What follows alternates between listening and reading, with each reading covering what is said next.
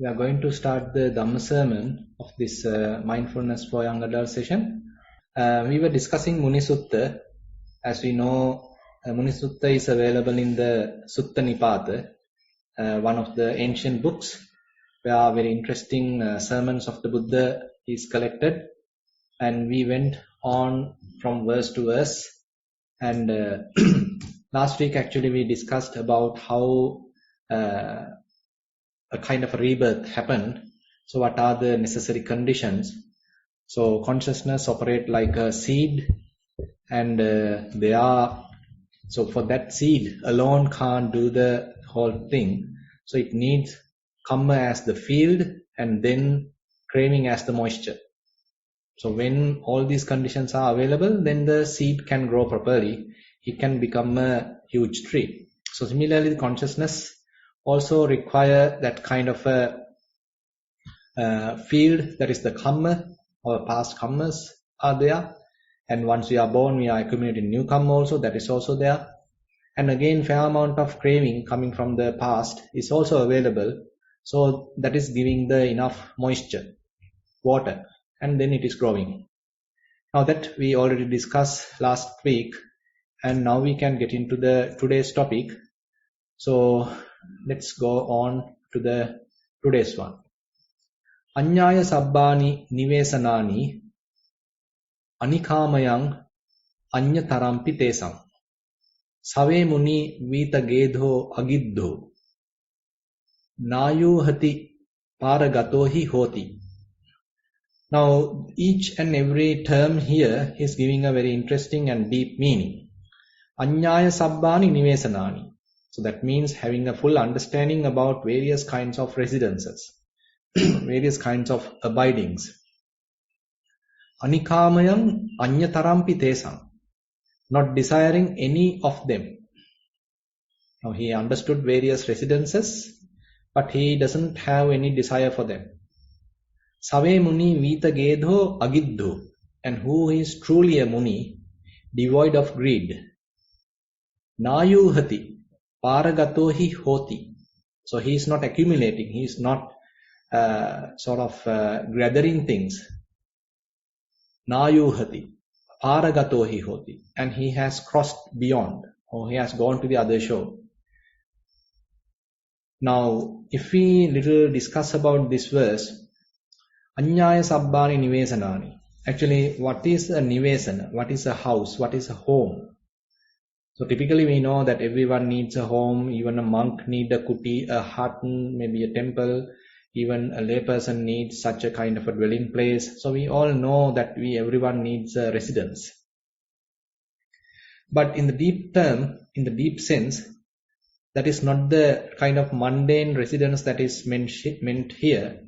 What is meant here is that residence for a consciousness. So Buddha mentioned in various suttas, like Upaya Sutta in the Majjhima Nikaya, or rather in the Kanda Samyutta. So Buddha mentioned consciousness either needs form as a residence, as a home. It requires its association, it requires it to be attached with it, or either it needs the feelings, either it needs various perceptions, signs, or it needs various kinds of sankharas. So in general, we can say for the consciousness, there are 4 houses, there are 4 homes, there are 4 residences. So having understood all those residences, having known all those residences. So these here, as I mentioned, these residences are not merely physical residences that we are talking, rather in the deep sense, how consciousness time to time dwelling in a form realm, dwelling in the form residence, attaching to a form, holding a form, grasping a form, being residing on a form, keeping form as a footing, and keeping form as the object, and attached to that, grasping that, adhering to that, maintaining some kind of a standpoint with respect to that, and even having a latent tendency with respect to that. So that means home residence, form residence. And not only that, then Buddha mentioned Vedana upayangva bhikkhave viññānaṁ tiṭṭhamaanaṁ tiṭṭhaya. Vedana rammanam vedanam patittham nandupasechanam buddhim virulhim vepullam āpajjaya. In the Upaya Sutta, Buddha mentioned. That means when there are feelings, suppose it's a pleasurable feeling, happy feeling. So we being bound to that, we start attaching to that, we being attracted to that, we are holding that, we are grasping that, and we desire that, we want more of that, and we are adhere to that. More and more when we are associating that, there are tendencies being grown in our mind with respect to that. So that means different kinds of feelings can become a home to this mind, in proper terms, into this consciousness. So consciousness either need a form as a residence, consciousness either need a feeling as a residence.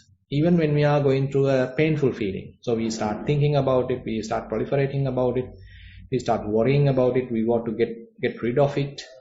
So likewise, there are many operations are going on with respect to that, say, the physical pain even. And even when we are mentally worried, sorrowful, grieving, and that it becomes a kind of a habitant for the consciousness. Now consciousness is associating that painful feeling, that worrying, that sorrow, again and again dwelling there, again and again thinking about it. So the feeling can become a home. Similarly, the consciousness can take various perceptions as a form. So assume that you have seen someone and certain signs are registered in your mind, certain marks are registered in your mind, and now you are associating them, now you are thinking about them. To those little marks, you are appointing a person, you are attributing a person. So likewise, so all these different situations aggravate mentality, aggravate thinking, various kinds of processes. Now you take those images for granted, those images as real, true. Now mind or the consciousness has a footing. Consciousness has enough food, a good place to dwell, a good house to remain, a residence to remain. And on the other hand, the fabrications. When we start thinking, so the thinking is another process where the consciousness find footing. So again and again we start thinking, various thoughts are happening, and we start more thinking, and we are thinking in many directions. It's now kind of diversified type of thinking. Now the magnitude of thinking growing, and we even get overwhelmed by thinking. So that is a huge home for the consciousness to lie, consciousness to remain. It's a good residence for the consciousness to remain. So having known all residences, so that means this deep understanding how consciousness is working, how consciousness is dwelling, how consciousness is associating either form aggregate or either feeling aggregate or either perceptions aggregate or the fabrications or the formations aggregate. Rupakkhandha, Vedanakhandha, Sannyakhandha, Sankharakkhandha. So these different aggregates can become a very good residence for the consciousness. So the Muni, the Buddha, the Arahant have understood this fully. All these residences he understood. So how a consciousness may use a form as a footing, feeling as a footing, perception as a footing, formations as a footing. And now what he do, Anikhamayang Anyatarampi Tesam. And now he is not desiring any of these houses. He is not desiring any of these residences. Now that means he is leaving these residences. He become homeless. So the consciousness is homeless. The consciousness doesn't associate the form residence. Consciousness doesn't associate the feeling residence. Consciousness doesn't associate the perceptions residence. Or it does not associate the fabrications or formations residence. It is a homeless state now. Save Muni Mita Gedo Agiddo. Now he has no greed to any of these residences. He is not happy being in a residence. Rather he like to be free, freely moving, floating like, where there is no footing. So that is why the terms apatittita vijnana, unestablished consciousness. There is no footing for the consciousness.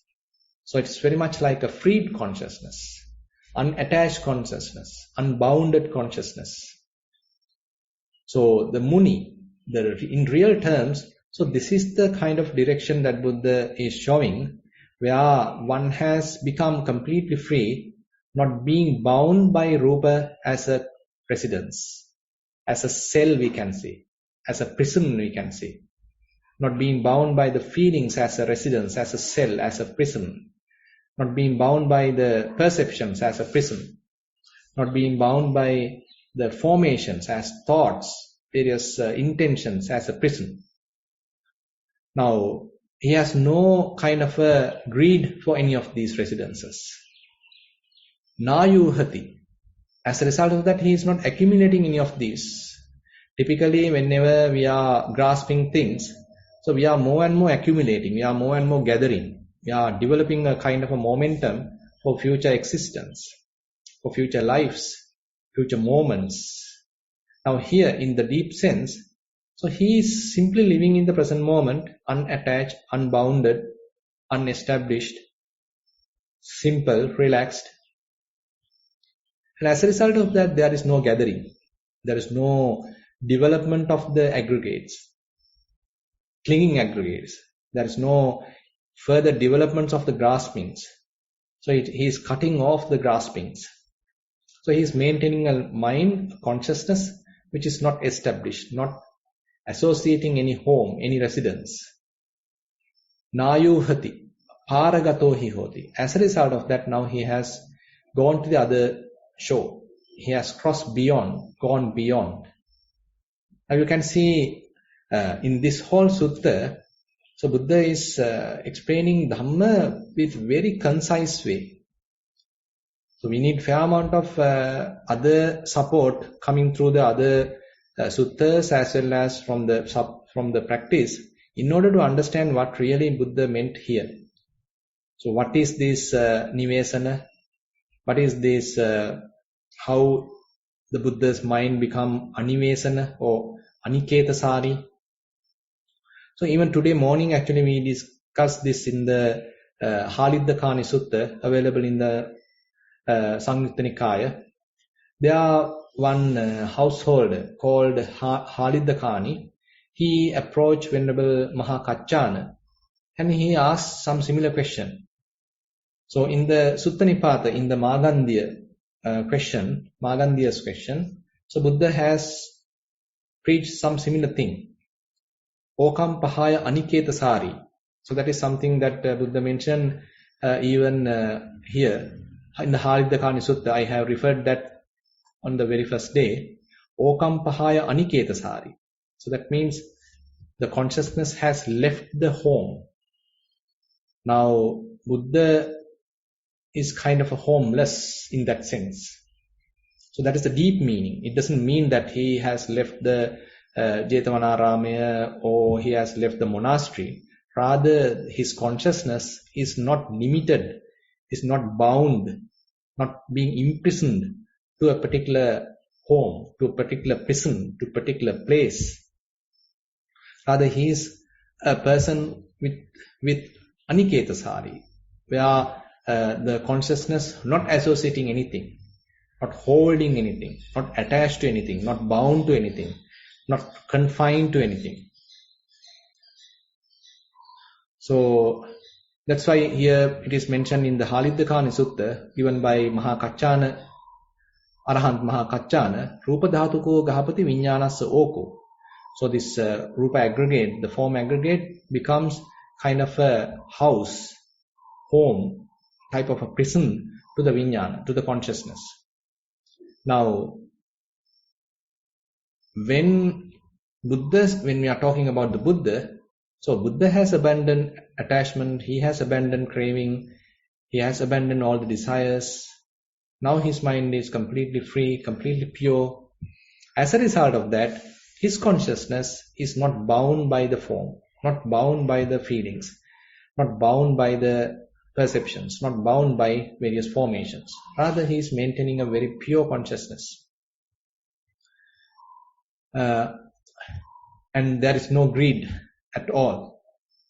And as a result of that, there is no gathering, no ayuhana, there is no accumulation. Rather, he is scattering the aggregates. So his mind is not established on a kind of a lustful engagement, lustful footing. Rather, mind is maintaining a very relaxed, floating type of experience, we can say. Then the next verse, Sabbabibung Sabbavidung Sumedham Sabbesu Dhammesu Anupalittam Sabbanjahang Tanhakkaye Vimuttam Tang Vapi Dhira Muning Vedayanti. Now, as I mentioned, so here actually we can understand what a kind of a deep sense that the Buddha is giving to an Arahant. Now, here Muni means Arahant or the Buddha. So, there Buddha mentioned Sabba Bibhung. So, he understood everything and has overcome everything. Sabba Vidung, that means he has known fully Sumedha, and he is a wise person. Sabbesu Dhammesu Anupalitta. Now, since he understood fully, he has a better understanding, he understood really well. As a result of that, he is not tainted and he is not attached to anything. He is not holding anything. He is not grasping anything. Sabban Jaham, and he has left everything out. He'll cast off all. He'll abandon all. Tanhakkaye, and he has completely destroyed the craving. Vimuttang, now he is free, liberated. Thangvapi dhira muning vedayanti, and he is the wise person, a muni, you better know. So we can see, we may not be able to immediately become an arahant, immediately become a Buddha, and you as lay people feel little, difficult when these kind of very profound teachings are being said.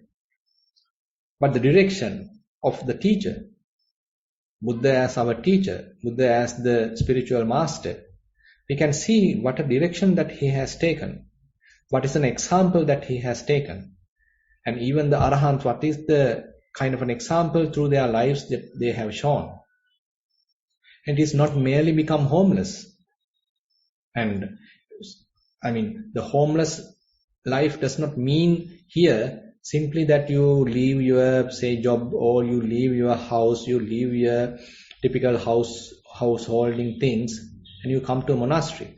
So that is simply a mundane or conventional type of home. You are relinquished, or you simply renunciated. And while after coming to the monastery, probably you may bound to the monastery. You may attach to the monastery. You may attach to your kuti, your hut, your temple, or whatever available in the temple. If so, then you are not really a homeless person. The deep, real meaning of the homeless person is where you are trying to maintain a consciousness which is not having a footing, not being bound by lustful attachment to the form element, to the form aggregate, to the feeling aggregate, to the perceptions aggregate, to the fabrications aggregate, formations aggregate. So that is the deep meaning. So that doesn't mean, now you can understand in this Haliddakani Sutta, as I mentioned earlier, the Haliddakani is a householder. So he is coming and asking about the deep meaning of this verse from Venerable Mahakaccana. So the Haliddakani being a householder, asking a very deep question. So that means Venerable Mahakaccana explained the whole thing to this householder Haliddakani. That means even during the Buddha's time, there are individuals maintaining or leading a household life. Still they had a very deep meaning about the Buddha's teaching. So that is why he is asking one verse which is available in the Attakavagga of the Sutta Nipata from an eminent Arahant. So he want to know that. He want to know the deep meaning. He understood that what Buddha mentioned is not mere leaving home. Rather, what is the deep meaning of that statement? It is not that you are leaving the physical home, but your consciousness is not associating, not having a footing, not being bound, not attached, not grasped to the form element, to the feeling element, to the perceptions element, to the formations element. There the consciousness is freed. There the consciousness is completely liberated. And there that understanding is available with the Muni, with the Buddha, with the Arahants. So they understand how this consciousness is operating. So that is the wisdom. You know, as we are practicing our meditation, say for example, suppose you are practicing Dhatu Manasikara. So that is where you understand how the consciousness is associating the form element. In the Kayanupassana, the main area of our study is the form element. So we are understanding what is this, say, earth element, what is the operation of the earth element, behavior of the water element, behavior of the air element, the heat element, etc. So that means we are examining, investigating the form element. So what happened as a result of that investigation is that we are developing kind of a dispassion towards the form element. So this deeper understanding of the particular aggregate leads to a dispassion in the mind. Now the consciousness becomes dispassionate about the form element. Previously it is being attracted to the form element because of the avidya, because of the ignorance. But as a result of the practice, vipassana practice, so the consciousness start building up fair amount of wisdom. Now when the wisdom is available, instead of passion, now it has the dispassion. Instead of attachment, instead of grasping, it starts relinquishing. It starts abandoning. It starts letting go. Now there may be a possibility, okay, the consciousness is not associated to the form element. It doesn't want to associate to any of the form element, any of the characteristics of the Patavi, Dhatu, Apo, Tejo, Vayu, earth element, water element, fire element, heat element. It doesn't want to associate, rather it prefers to be alone, maintaining kind of a seclusion, becoming independent, becoming free, becoming liberated. So you can see even at the level of Kayanupassana, the direction is given to build the necessary wisdom through the wise investigation, and later with that momentum mind become free. The consciousness become not associating residence, because it understood its true nature. It is how vulnerable the form element is, how impermanent the form element is, how unsatisfactory the form element is, and the form element, how much it is beyond our control. So the anatta, the non-self. All these, when the form understanding is growing, now it relinquishes. It's a very kind of a natural effect. It is not that you are pushing away or you are suppressing. Rather, the understanding helps to abandon naturally, let go naturally, relinquish naturally. Now the mind is freed. But the problem is then probably the consciousness go and attach with the feeling. So that is where sometimes we need the Vedananupassana to understand the true nature of the feelings, how impermanent they are, how unsatisfactory they are, and how non-governable they are. So when you have that understanding, then even the feeling aggregate is abandoned, is relinquished. Now consciousness does not even depend on the feeling aggregate because it understood. No point of attachment, no point of grasping, no point of holding. Now even the perceptions aggregate. When you are practicing Chittanupassana, Dhammanupassana, then that understanding is growing. How transient is the, say, the formations, these thoughts, how transient they are. It is completely insubstantial. There is nothing worthy of attaching to those thoughts. Thoughts are not mine. Thoughts are not me. Thoughts are not myself. And thoughts are merely thoughts. They are fabrications. And when you have that deeper understanding, you feel disenchanted towards these thoughts, towards various signs happening in the mind, and even towards various perceptions. And you don't take them as a reality. You don't take them as true. Rather, you understand, okay, they are quite deceiving, deceitful. They are not the true. So as a result of that, now consciousness is slowly abandoning, slowly relinquishing. Now it is leaving the home. It has left the prison of the form. It has left the prison of the feelings. It has left the prison of the perceptions. It has left the prison of the formations. Now it is freed. All four prisons it has left. All the residences it has left. Now that is the true mindset of the Muni, the teacher, the Buddha, the Arahants. So therefore these verses are really interesting, and more we explore, we get a lot of encouragement. And what the Buddha is in that sense, what a real Muni is. So what the kind of a depth is available to the teaching. So even though we may start with very basic practice like left, right, rising and falling, or in breath, out breath. So this is the very beginning. But it will take us to a very beautiful direction where slowly we are leaving the residence. The consciousness is leaving the prison. It is being freed from the prison. It is being freed from the form prison. It is being freed from the feeling prison, the perceptions prison, and then the formations prison. So this is what I like to share today with you with respect to the Dhamma sermon. Now I like to open the session for questions. Sorry, Bhante, we have 6 questions today. Right. First question, it's a general question. Dear Bhante, can you explain what is Yoniso Manasikara and how it can be conducted from the mindfulness perspective? Some time back I understood Bhante's guidance as we should not use thoughts or mind-made thought patterns to analyze anything beyond the present moment observations. Even that present moment observation, reflection should be done after the practice session. If we should not contemplate anything beyond the present moment observations, how can we do Yoniso Manasikara? I may have misunderstood. That's my question. Much merits for this valuable program, Bhante. That's the other question. Yeah. Actually, Yoniso Manasikara does not necessarily mean thinking. So it has a very wise reflection or wise attention where you are going to the source like. But it doesn't mean that we neglect complete wise thinking. Wise thinking is also, we can say, a part of Yoniso Manasikara.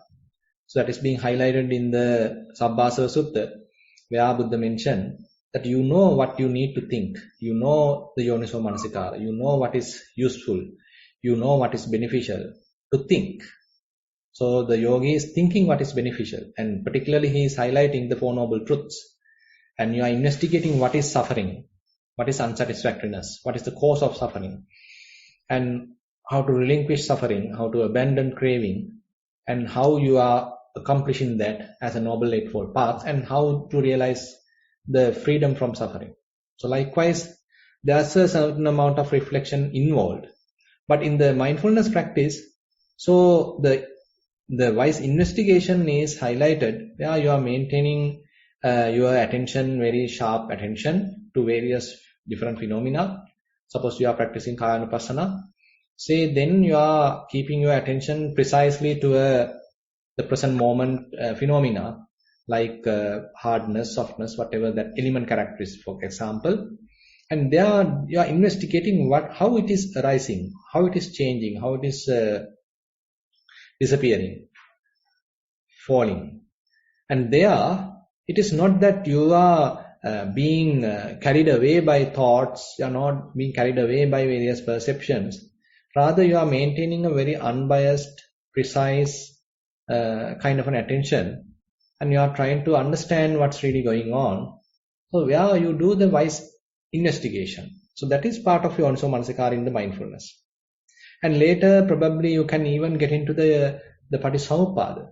You may be understanding how dependently things are happening. Nothing is independent in the typical causal realm, in the typical, say, fabricated realm. So all the results are dependent on their different causes. Say, for example, when feeling happens, how feeling is dependent upon the contact.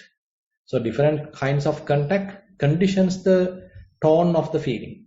Say when you are stepping on a very soft surface, okay, it may produce a soft sensation, soft feeling.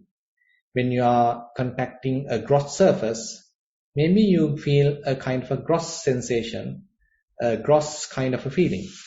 If you are in contact with very, say, a hot, burned kind of a surface, okay, you start feeling pain.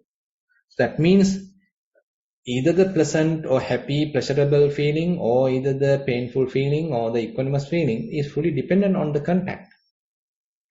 And again, when we are desiring, so that desire is dependent on the feeling. So likewise, you are doing kind of a wise reflection, wise investigation, even at the level of the Patissamuppada. So that comes under the wise investigation or Yoniso Manasikara in the mindfulness practice. So that is quite necessary. It is not that we are simply being mindful and maintaining a relaxed mind. That is also part of it.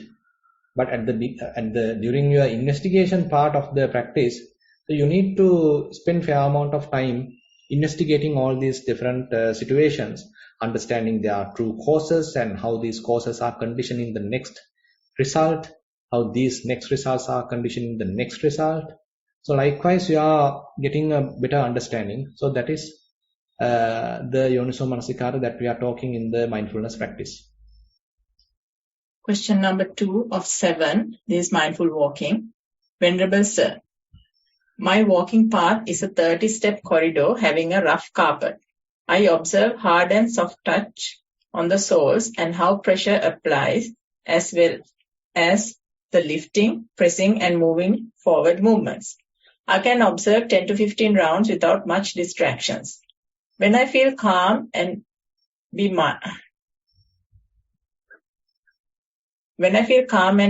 mindful, automatically I start getting lost in thoughts.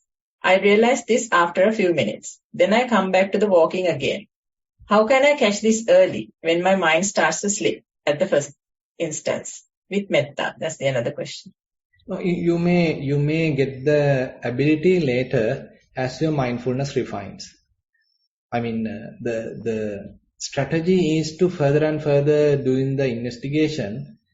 The investigation means this physical phenomena. Say when you are mindful, you do a very precise kind of investigation to the present moment phenomena. Say you are recognizing what are the details available in your touching sensation. So it is a single touching sensation or there are little group of touch sensations.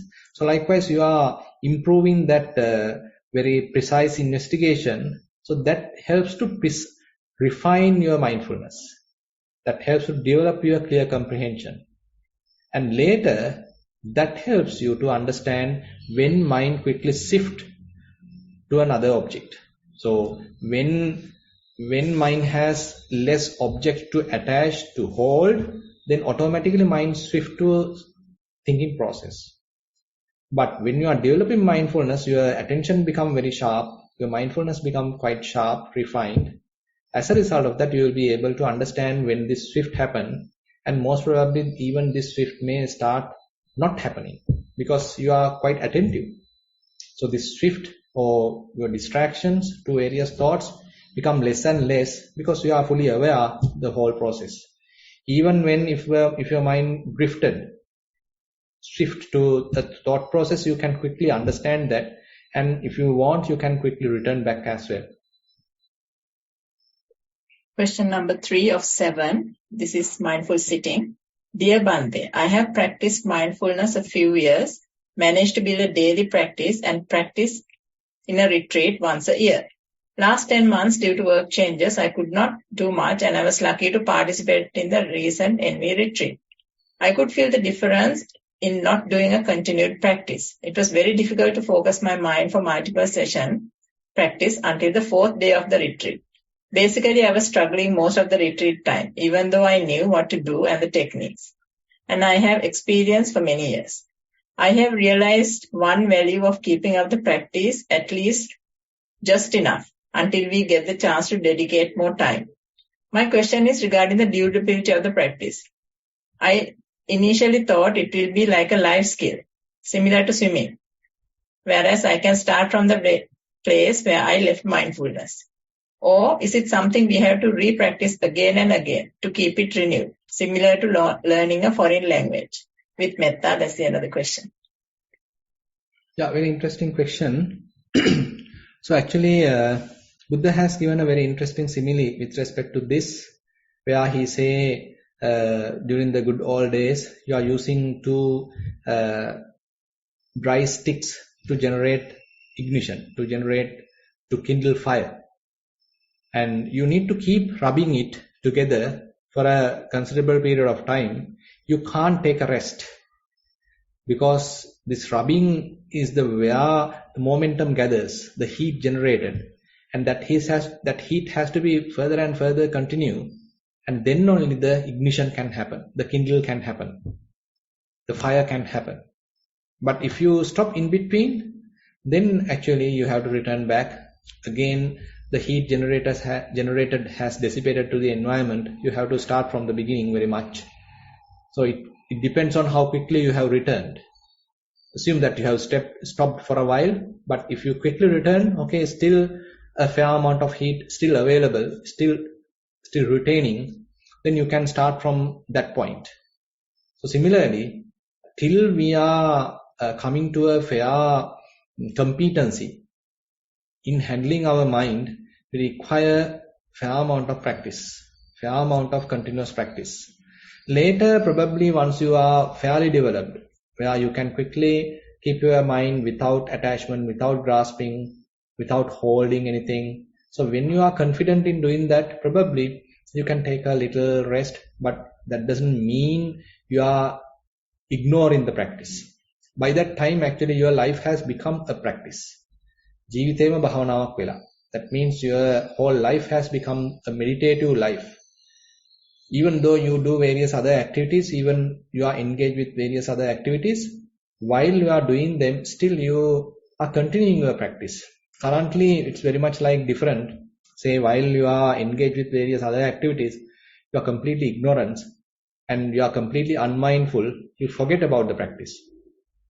But later, the practice become part of the life, and while you are engaged with various other activities, you are being mindful. You know how to handle things mindfully. You know how to think mindfully. You know how to reflect mindfully. You know how to drive mindfully. You know how to write mindfully. You know how to talk mindfully. So likewise, very much like the practice has become part and parcel of your whole life. So at that time, maybe not having many sessions of sitting, many sessions of walking doesn't matter, because you know how to maintain mindfulness during the daily activities. So it has become part of yourself. So till that happens, actually we need the support of a sitting, regular practice, walking, etc. It's required. So such kind of a formal practice is helpful to gather the momentum. Question number 4 of 8. This is a general question. Dear Bhante, what's the meaning of blank status during sitting meditation? That's the another question. Actually it depends on where you are. So sometimes people misunderstand blank status as kind of where you being completely lost, you being completely unknowing, and then you being blank, you being unconscious. But more than that, it proper say emptiness is where you are encountering no self, or no fabrications, no graspings, no tensions, no stress, and no stains of the perceptions, no stains of the various signs, no any kind of fabrications. So that is the blank status in the proper terms. That is the emptiness in proper terms. That's a deep thing. Actually, it is not. We should not take the the typical mundane kind of blank state wordings. It will give a negative connotation. Rather, it has a very deep, rich state where you are free from any defilement, you are free from any attachment, you are free from any grasping, you are free from any stress, free from any stains in the mind. Mind is completely purified at that moment, at that state. And there is no I making, mind making. There is no grasping. So that is a kind of a very rich state.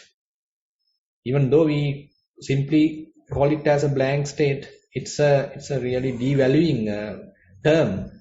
But this state is really a rich place, or very healthy state of the mind, we can say. Question number 5 of 8. This is a Dhamma sermon question. Excuse me. Dear Bhante, regarding the explanation of Kamma,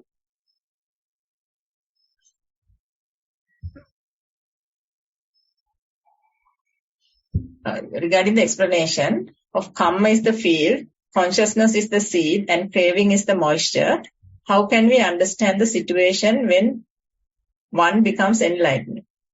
Common thinking is that craving, moisture is not there, but there can be remaining Kamma, the field and consciousness, seed, for action, which is not clear. Appreciate Bhante's explanation with metta. I'm not sure if the question is clear. Yeah, very interesting question. So I feel, as you properly mentioned, craving is not there. So as a result of that, no more feeding happens. And the term, the bija, even the consciousness, is not the typical established consciousness at that level. So that is what we need to understand even in today's Dhamma sermon. So the consciousness is no more associating a field, no more associating water. It doesn't have water. It doesn't have food. It doesn't have any water. So the consciousness what we are referring is the conditioned consciousness, the karma-dependent consciousness. A consciousness which is associating form, feeling, perception, fabrications or formations. But at the enlightened level, according to the Buddha's teaching, there is another level of consciousness which is unestablished, which is not established at any place. And it is not entangled to the name and form, to the nama rupa. And so that is the area that Buddha is referring as the enlightened consciousness or anidassana vijnana, where it is not manifested. There are no name and form representing in such state. So mind is utterly freed. So at that time, Buddha mentioned that the previous conditioned consciousness has completely ceased. Vijnanasa nirodhena. That means that previous conditioned consciousness has completely freed.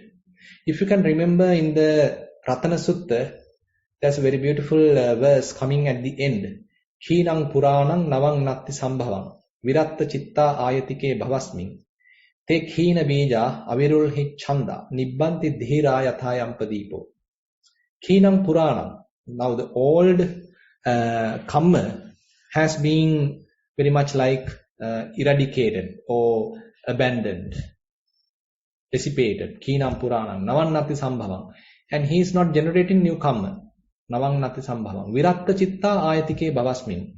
Now he is maintaining a mind state which is dispassionate, not involving, not passionately involving, not lustfully involving, not desire, not governed by the desire, not influenced by the desire. That is how he is maintaining his life. Viratta chitta ayatike bhavasmin. Te khina bija. Now that bija, that seed of consciousness, that conditioned consciousness has completely eradicated. Te khina bija. Avirulhi chanda. And there is no chanda, desire for future birth. Nibbanti dhira yathayam padipo. Like a lamp being extinguished, that wise person, that arahant, has attained nibbana. So you can see all these things are very beautifully connected in that Ratana Sutta verse. The karma has abandoned, he is not generating new karma, and he has crushed the conditioned consciousness, the bija, the seed, and again he's maintaining a very beautiful life, a pleasant life, not generating any kind of a desire, and that is being represented even in the Ratana Sutta. Question number 6 of 8. This is again the Dhammasaman question.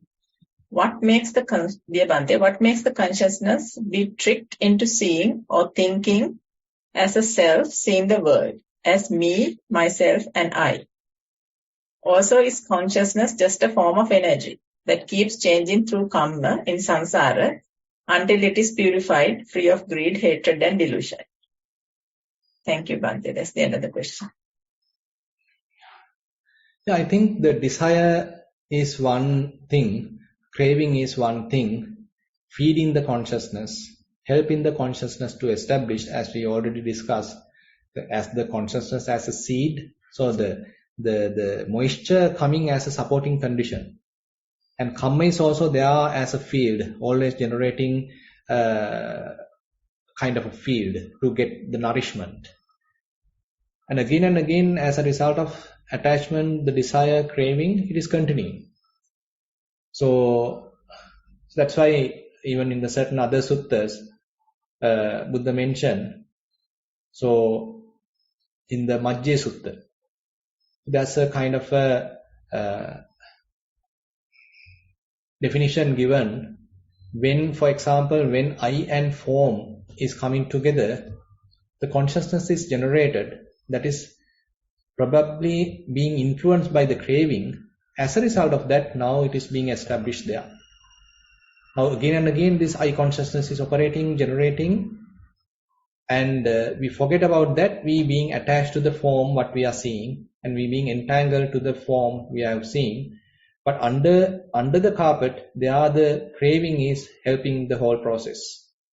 The Siddhani, the Mahunkari, the Siddhani is the one who is hiding this whole process, and we being sort of influenced by that craving, and we being attracted to what we see. But we forget about the operation of the consciousness. So anyway, so when we are continuing our life, so if we are not having proper understanding, if you are not having proper mindfulness, so there are enough food available for the consciousness. Different tendencies are available in the mind itself to deduce us, to promote the karma, to generate new karma, then the continuation may happen. Question number 7 of 8. And this again a number 7 question. Dear Bhante, is form or rupa a form consisting of the 4 elements, or is it a mental manifestation in the consciousness? Also, what is the difference between rupa and sanna rupa? Sanya rupa? Maybe, I don't know. Okay, please. Yeah, that's the end of the question. Yeah, when we are talking about the rupa aggregate, the rupa khanda, it has a broader meaning. So Buddha talks either the gross rupa, say it has 11 dimensions.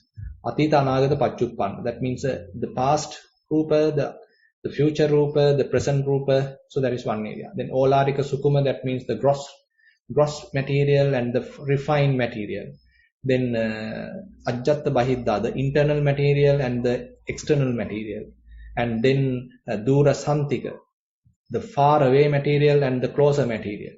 And olarika sukuma, the refined material or gross material. So likewise, different dimensions are available into the form aggregate. So everything is considered as the form aggregate. So therefore, when we are talking about the form aggregate, everything is included, whatever is physical. But the thing is, when it is coming to the name and form, nama rupa and vijnana, we are talking about the mental part. They are the form, nama rupa. They are the name and form. Referred form there is the very much like the extract we are getting through the physical world. Now it is very much like a shadow of the gross form. So what is available in the physical world is very much the gross elements, and through those gross form material realm, you get a very kind of an extract of that, and that is generated a kind of a mental impingement, mental extract, a sign available in the name and form at the level of the mentality. So the consciousness is associating that even at the level of the mental world. So assume that you are through your eyes, through your hands, say you are touching a table. So at that time you have a feeling, you have a kind of a perception, you have a certain thought, everything. So that at that time you are maybe associating the form element. But even when you close your eyes, when you are keeping your hands away from the table, still you can generate a mental image of the table. So that is the name and form that we are, at that moment, the consciousness is associating.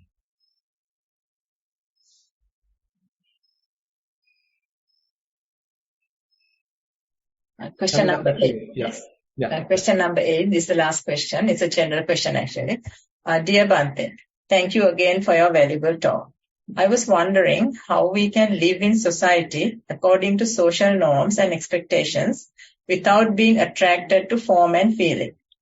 For example, while organizing my wedding, there were several things to organize to ensure that the event ran smoothly and nicely, such as flowers, outfits, music, entertainment, food, decorations, etc. I am a simple person and found it difficult to focus on and spend a lot of money on extravagant and extra things. It all went well, but even after the event, I felt that my family and friends compared the wedding to other ones and what I could have done better. Are there situations like this where we must be materialistic to fit in with and impress society? With metta. That's the end of the question. Yeah, I think, we have to live in the society. We don't need to show that we are kind of very special people. We are not considering any typical social norms and we are very special. We don't need to behave like that. We can simply be a commoner. We also can simply follow the typical norms. Doesn't matter. But internally we know that they are merely conventions. We know that they are simply social norms. That's all. And we don't need to have any grudge or we don't need to have any conflict with them. We don't need to even argue about that with others. If they are telling, okay, you need to get the wedding according to the typical social norms, okay, why not? We'll take that, no problem. But we know it is simply a norm. It's a simple recognition. It's a simple convention. That's all. Other than that, there is nothing substantial. So I don't need to suffer thinking about it. I don't need to compare my wedding with another person's wedding. I don't need to worry thinking that I haven't done well or I haven't done it in a grand scale or I have done it on the minimum scale. I don't need to think about it again and again because I have done the best I can and I understood what is the essential parts, what is only necessary and what is my capacity. I don't need to borrow a loan and get the wedding. Rather, I found, okay, this is the best I can do. Okay, I have invited the necessary guests. And I have done the best. That's it. No need to think, no need to regret about what has happened. So if you are doing in that manner, no need to have any grievances, any regrets, because you know honestly, okay, I have done the best. I have protected the, say, family reputation, or I have invited the necessary guests. I didn't ignore. Actually, I have taken the wedding. Doesn't matter, no problem. And now I am living happily. And no problem. So likewise, so Buddha actually talks about the convention as well as the understanding. So even when one becomes an arahant, so that's why Buddha mentioned, so he may be using the typical conventions, the normal communication and all these terms, terminologies, conventions, rules, regulations, languages, etc., without much kind of a conflict. Because he know their utility value. The Arahant may know what is exactly they are meant for. That is, they are meant for the social well-being, to maintain a relationship, to maintain someone's, good understanding or whatever it is. But other than that, nothing is there, nothing substantial is there. You don't need to take that as the reality, that as the truth, because you know it is mere convention. Yeah, so we just right on time today. So I think we will end the program now. Bhante is at Kalalgoda and continue with the program there. So I would like to thank Bhante for his valuable time and also share the merits with the organizers and all beings of both seen and unseen who enabled this program. I would also like to thank and pass on the merits to the participants for joining the program today, for practicing and sharing their questions. Theruvan Saranai. Sadhu, sadhu, sadhu. Yeah, Theruvan Saranai.